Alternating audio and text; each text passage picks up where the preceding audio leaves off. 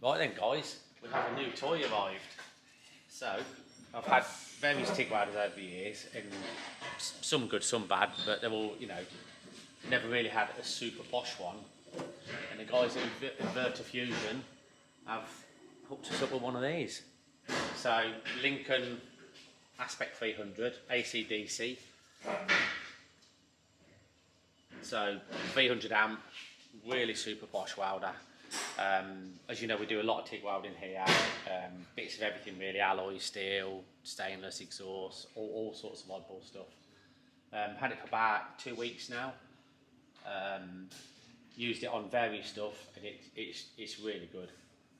It has like some functions on that I haven't had on in the past. We've just had like normal, we have like memory now, but this has got like when you go into AC, it has like an auto feature, so when you put it on, when you put it onto AC, it goes on like auto, so whatever amperage you're on, it automatically sets what it wants to do. You can override it and actually go in and alter your frequency and pulse and all that sort of stuff as well, but I mean, I'm not a professional welder, I just do this, we make stuff as we go along, so for me that's really helpful. So if you've got something a little bit oddball, you're not really quite sure on settings, it just seems to work. I'm sure guys that know way more about TIG welding would be able to go into settings and alter everything to exactly how they want it.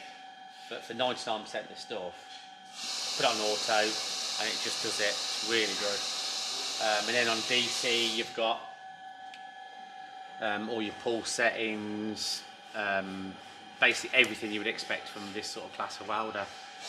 And it's really smooth, it just arcs up lovely, just works and makes life easy welding.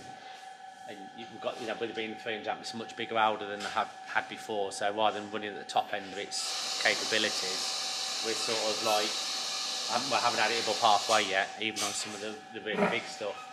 So it just welds really nicely, really easy, and makes life lots better to weld with.